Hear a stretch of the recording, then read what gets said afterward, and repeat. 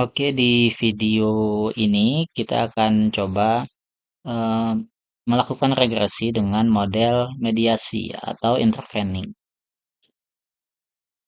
Jadi secara konsep ya seperti ini, variabel mediasi ini ya variabel perantara ya yang digunakan untuk melihat apakah ada pengaruh variabel independen terhadap variabel dependennya. Cara konsep seperti ini ya. Jadi variabel intervening itu atau variabel mediasi berada di tengah ini. Kemudian juga dalam mediating effect atau dalam variabel mediasi ada beberapa pengaruh, ada tiga klasifikasi. Ada pengaruh mediasi secara penuh atau full mediating effect. Kemudian ada pengaruh mediasi secara parsial atau partial mediating effect dan tidak ada pengaruh mediasi atau no mediating effect. Kalau secara garis besar ya seperti ini, ya bisa dibaca sendiri aja. Untuk partial juga begini dan no mediating effect seperti ini. Dan secara garis besar kalau kita rangkum, jadi full mediating effect itu terjadi ketika pengaruh langsungnya itu tidak signifikan, namun pengaruh tidak langsungnya signifikan. Maka kita menyebutnya dengan full mediating effect. Kemudian untuk partial mediating effect itu terjadi ketika pengaruh langsung dan pengaruh tidak langsungnya itu signifikan. Ya. Jadi eh, dua-duanya itu signifikan, pengaruh langsung dan tidak langsung. Kemudian untuk no mediating effect itu terjadi ketika pengaruh langsung antara variabel independen dan variabel moderasi atau pengaruh variabel moderasi terhadap variabel dependennya tidak signifikan. Jadi maksudnya moderasi di sini mediasi ya.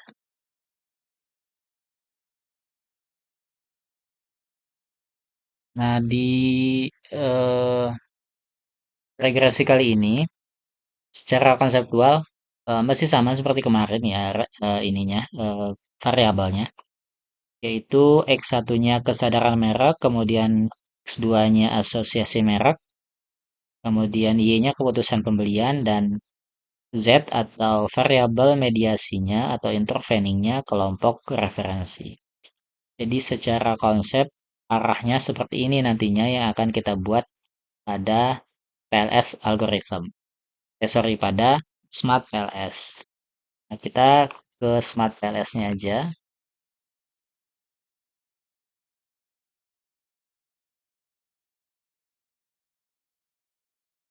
Jadi yang pertama kita buat projectnya terlebih dahulu.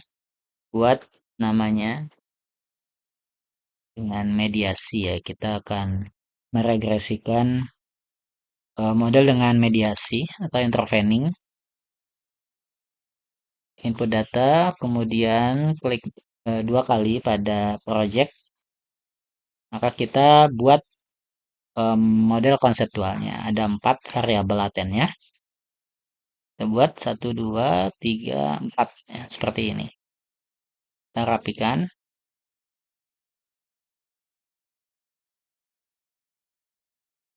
Kemudian kita rename biar lebih mudah.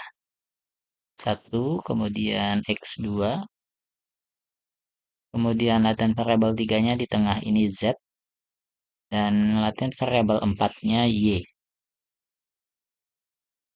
Kemudian kita masukkan indikatornya.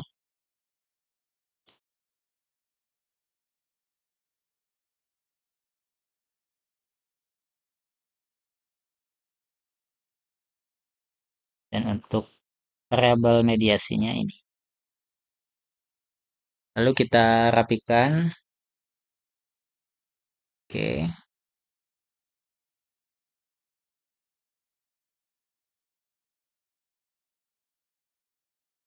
Nah, langkah selanjutnya kita hubungkan arah-arahnya. Jadi kita akan menghubungkannya seperti ini. klik connect, kemudian kita buat arahnya X1 ke Y terlebih dahulu, kemudian X2 ke Y, kemudian X1 ke Z, X2 ke Z, dan Z ke Y. Seperti ini. Jadi dalam intervening, arahnya seperti ini. Jadi berbeda dengan variabel moderasi ya. Kalau moderasi kita perlu men-setting di sebelah sini, klik kanan kemudian add moderating. Namun dalam variabel mediasi kita tidak perlu melakukan atau men-setting seperti itu. Jadi kita cukup menggambar arahnya saja. Nah, arahnya seperti ini ya arahnya. Lalu kita lakukan uji PLS algorithm dan juga bootstrapping pada menu calculate, kemudian PLS algorithm, klik start calculation, ya. Kemudian kita lakukan juga untuk bootstrapping pada menu calculate, kemudian bootstrapping, kemudian start calculation. Nah, seperti ini. Jadi masih sama seperti video-video sebelumnya terkait dengan metode SAMPLS ya. Jadi dalam metode SAMPLS, kita perlu menguji outer model dan inner model. Untuk outer model ada convergent validity, yang pertama, yang kedua discriminant validity, yang ketiga uji reliable ya, kemudian uji collinearity. Kemudian untuk yang inner model, kita nantinya melakukan uji koefisien determinasi, kemudian uji pengaruhnya ya, baik itu pengaruh langsung dan juga tidak langsung. Kemudian melihat efek size-nya. Nah, yang pertama, untuk outer model, untuk uji validitas konvergen, kita lihat pada menu outer loading di sini. Nah, kita cek angkanya harus di atas 0,7, maka dapat dikatakan valid. Di sini ada satu ya, yang merah atau di bawah 0,7. Artinya X1.2 atau pertanyaan X1 untuk pertanyaan kedua itu tidak valid di sini. Jadi kalau ditemukan tidak valid atau ya apapun itu tidak sesuai syarat, maka perlu dihapus pertanyaannya atau diuji ulang ya. Atau juga dengan menambah responden atau juga bisa menghilangkan variabel. Ya banyak cara lah untuk masalah-masalah seperti itu. Kemudian untuk outer model yang kedua yaitu diskriminan validity. Pada menu diskriminan validity ini.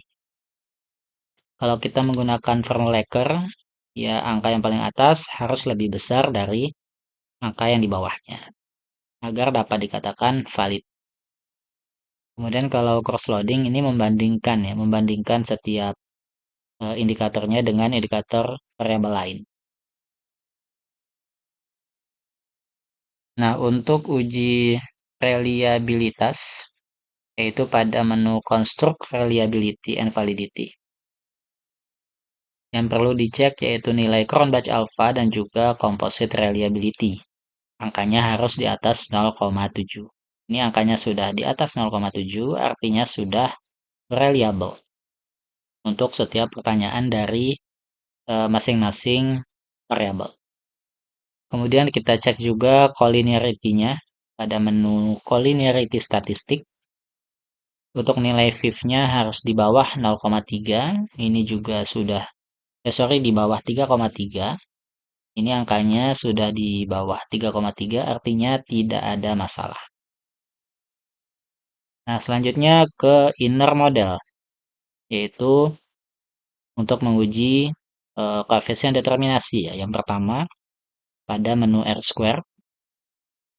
Nah, di sini ada dua, karena tadi variabel yang dipengaruhinya itu kan ada Z dan juga Y. Untuk Y di sini nilai adjusted R square-nya di angka 0,656. Artinya, variabel independen itu mempengaruhi Y sebesar angka 65,6%. Kemudian untuk terhadap Z-nya di angka 0,150 atau 15%. Kemudian kita ke pengaruh langsung dan tidak langsung pada output bootstrapping. Untuk pengaruh langsung berada pada patch coefficient. Ya, kita cek di sini. Untuk X1 terhadap Y berpengaruh signifikan. Kemudian X1 ke Z juga signifikan. X2 ke Y signifikan. X2 ke Z tidak signifikan dan Z ke Y tidak signifikan. Nah, intinya untuk variabel mediasi berbeda dengan variabel moderasi. Kalau variabel moderasi kita bisa langsung cek di sini untuk hasil outputnya. Namun untuk variabel mediasi atau dengan model mediasi, maka kita perlu cek pada menu ini, pada menu specific indirect effect. Ini untuk melihat pengaruh tidak langsungnya. Nah, yang ini. Jadi di sini sudah ada simbol arah ya. X1 arah ke Z, kemudian arah ke Y. Ini artinya X1 itu ketika mempengaruhi Y harus melalui Z. Maksudnya begitu. Nah, di sini kita lihat nilai p-values-nya apakah di bawah 0,05 atau di atas. Jika di atas artinya tidak berpengaruh signifikan. Nah, kita lihat di sini angkanya semuanya di atas 0,05 dan juga warnanya merah. Artinya variabel mediasi, variabel Z ini tidak memediasi X1 terhadap Y dan juga tidak memediasi X2 terhadap Y. Di hipotesisnya itu tidak terbukti ya. Jadi sebaiknya Z ini bukan menjadi variabel mediasi. Nah, jadi begitu ya untuk regresi dengan model mediasi.